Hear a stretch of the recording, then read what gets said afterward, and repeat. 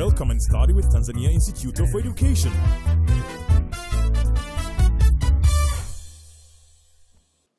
Welcome, dear students, to our lovely subject, biology. My name is Madam Consolata, and we are going to learn about evolution. I want to remind you the definition of the word evolution, that evolution is the gradual development of an organism from simple form to more complex form over a long duration of time. Yes, gradual development of an organism from simple form to more complex form over a long duration of time.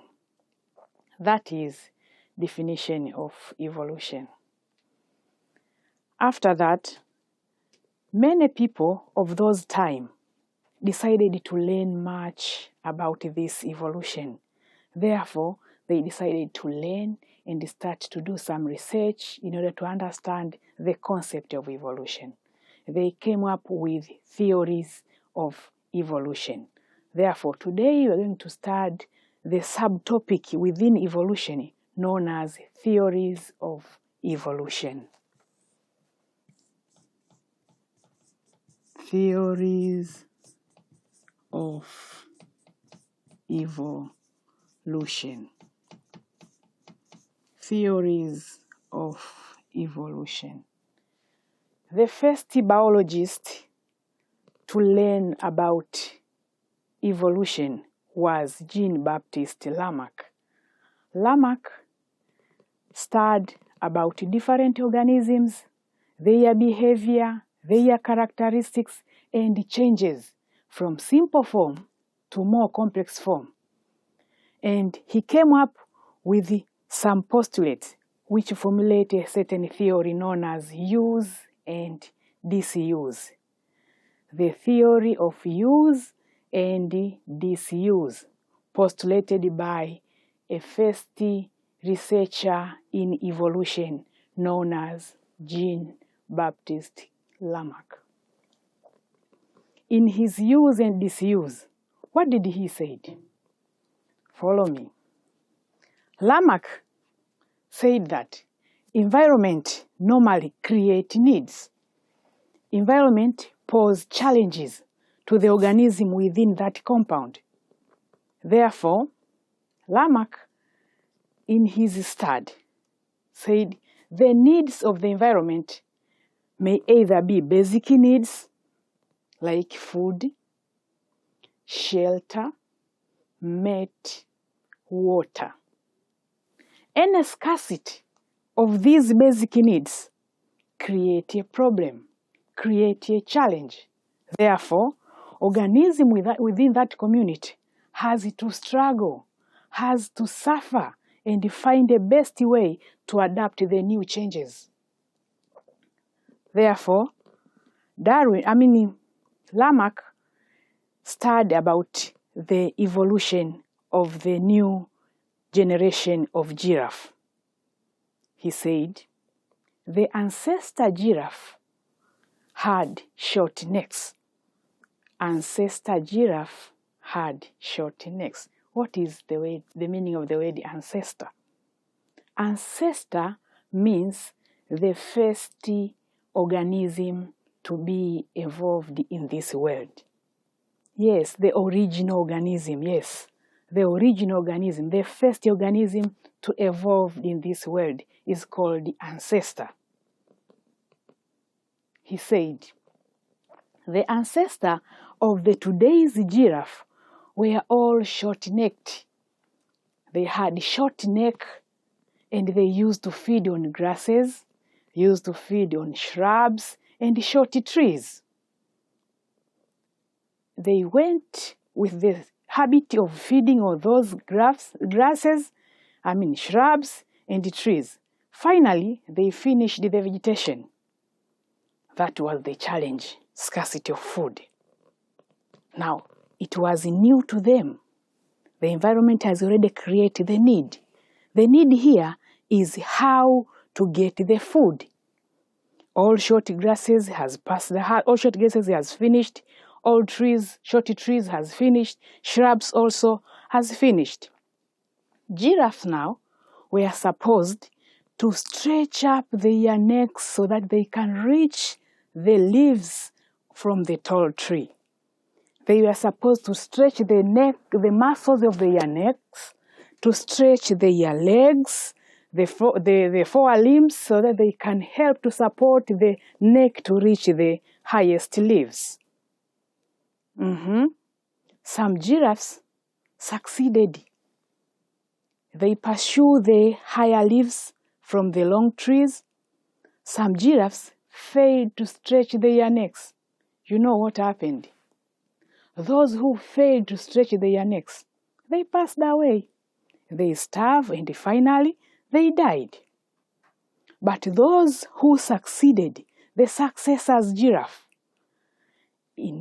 continue to live in the environment, enjoy the life of feeding the leaves from the higher trees, and they generate the generation of themselves of giraffes with long neck. They use to reproduce and give young ones with the characteristics of long neck. Therefore, the whole generation of short-necked giraffe passed. That is how the giraffes evolved from the short-necked giraffe to long-necked giraffe. Therefore, from that point, Lamarck insists that if an organism has acquired some characteristics due to environmental challenges, he has the ability of pass that acquired characteristics to the generation. And he said that the young species inherit some characteristics from their parents. Those physical characteristics which these young species inherit from their parents are the ones which their parents also has acquired from the environment. Yes, one can develop a long neck and produce the young ones with a long neck, and the generation of short necks will be passed their way. Thereafter, those who failed to stretch their necks, as I said, they were passed away. Means, if someone failed to use one of his body part, failed to use one of their body organs, that part will perish. That part will be diminished and finally perish. So the disuse of some body parts may lead to that part to be disappeared from the body. Yes, it means if someone will not continually use his ear, maybe this ear, after some time, the ear may perish. Yes, that was Lamarck. He said so, that if you are not using one of your body part constantly, that body part will perish. But if you will use it more and more, the body part will regenerate and become more strong. From that point, the organisms now may generate a new generation of those characteristics. Let me ask you a question. Tell me if Lamarck was true. Tell me if the assumptions of acquired characteristics, the assumption of inheritance of acquired characteristics is still applicable today. To some extent, the first assumption of this man can be applicable, the assumption of acquired characteristics. The assumption of acquired characteristics. Due to environmental challenges, one can acquire some characteristics. Taking an example, the wrestling man, John Cena, I'm sure you know the guy. He has huge muscles. Those muscles were not inborn. Muscles gained to him through exercising. He did a lot of exercising, weightlifting, until the muscles generated and he came up with a masculinity guy. That body helped him to do best in his exercise, to do best in wrestling. That is why he's always a winner, because he's tough enough. His muscles are true enough to fight. But does that guarantee him to have children who are masculine like him? The answer is no, because acquired characteristics change the physical appearance of an organism has nothing to do with the changes of the DNA of an organism, has nothing to do with the genes of our body, especially within our gamete. If something does not affect the DNA of our gametes, that part cannot be heritable. It will remain only to the person who has stretched, remain to the person who has those characteristics which he or she has acquired from the environment. The disuse of some body parts that may make those parts to disappear, it is also a questionable thing. Because me and you, we have appendix in our body. Appendix, it is found in the digestive system, but it has nothing to do with digestion. That is why it is there. And till today, we have our appendixes. They did not disappear, but they remain there as a vestigial structure. They remain as a vestigial structure. They didn't disappear, though they don't have anything to do in digestion. Now, from this point, you can explain this question at your own time. Yes, take your pen, exercise book, write this question.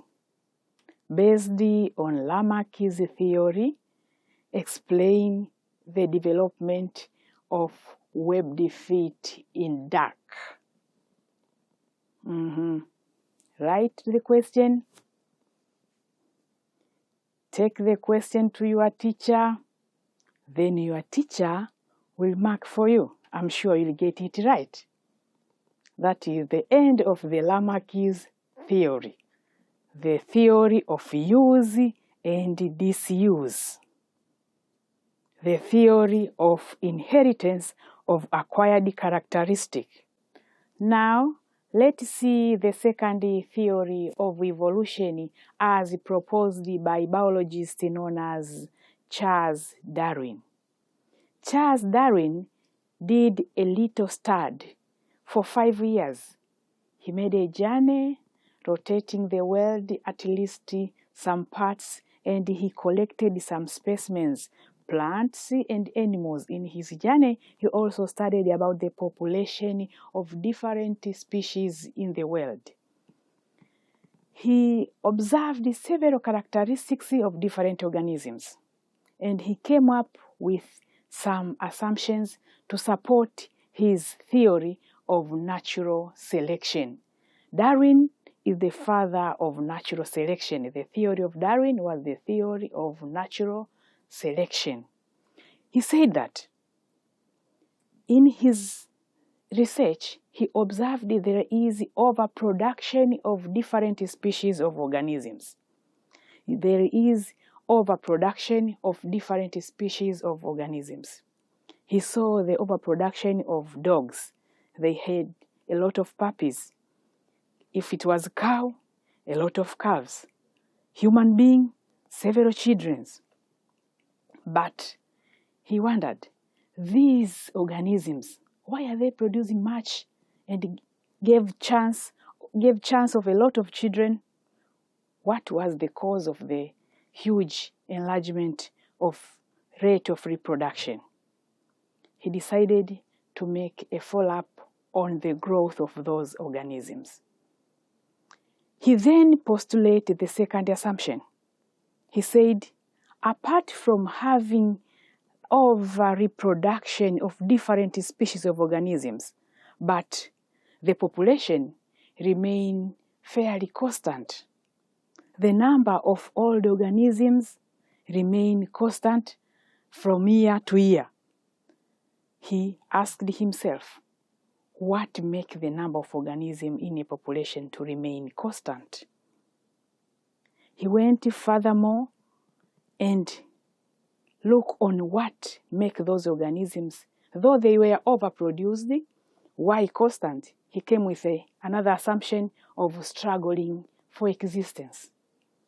He said, those produced organisms, as they are so many, but the environment remains the same, those organisms now start to fight for their life, because sometimes food may become scarce, water availability may be a problem, even mate, a chance for mating also may be a problem. That creates competition.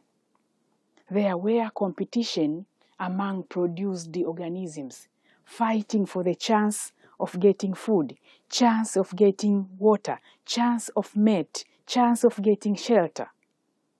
Therefore, this scarcity of some materials which led into struggling, this Charles Darwin said there is a struggling for existence.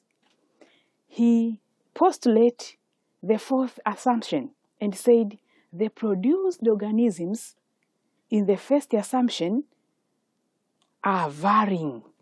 There is variation among offspring, variation among produced puppies, variation among produced children, variation among produced calves.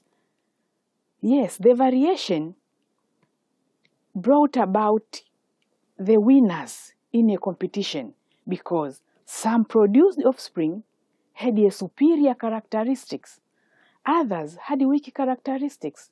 The superior ones were the ones who succeeded, passed the examination of competing, passed the competition and start to grow and get those food, get water and shelter in a simple way because they have an advantageous characteristics.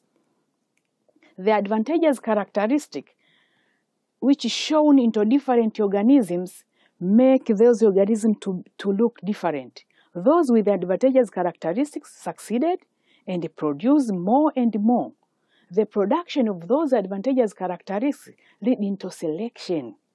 Now he had another assumption of selection. Selection of what? Selection of those organisms who were fit. The survival of the fittest led into selection of organisms who are more good. The organisms who are better adapters to the environment. Remember, those who failed to adapt, those with disadvantageous characteristics, those who were weak, passed away. Therefore, when these strong organisms, when these superior organisms allowed to reproduce, they produce the organisms of their own kind because the fitness characteristics, it was within the organism, it was genetically. It was easy for it to be transmitted from one generation to another generation. Though he didn't mention the word genetics in his assumption, but he said that the organisms who are fit produce the other organism who are fit. That's why he said like produce like. But he wasn't aware with the genetics, but he knows that there is a chance of a strong organism to produce strong organism. That is why he said the like produce like. In his explanation, Darwin was more good than the previous scientist, the previous biologist Lamarck, because Darwin was in a position of explaining how environment can affect the population and lead into formation of new species. He was not completely aware of genetics, but he was in a position of explaining about the fitness of organism. The fitness of organism and the transportation, the inheritance of those fitness characteristics from their parents. So this man explained the evolution in a more scientific way than Lamech. Yes, because even today, we have some competitions in life. We have some competition in some challenges of life. But the organisms with the advantageous characteristics, the inborn advantageous characteristics, are the ones who succeeded and take over the chance of survive, take over the chance of grow, take over the chance of reproduce more organisms of their own kind. That is why Charles Darwin did a good research and has a soundable theory which sounds more good than that of Darwin, than that of Lamech. Though Lamech paved a way on how people can study much about the theories of organic evolution.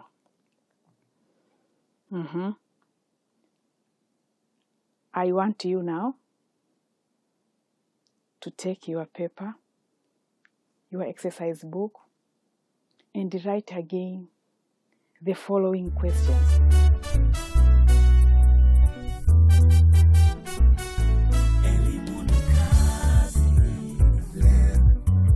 Let's study, be educated,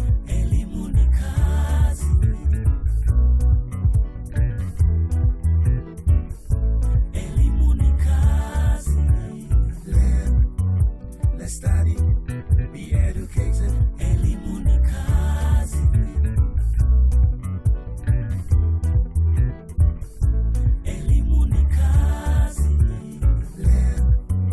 let's study, be educated,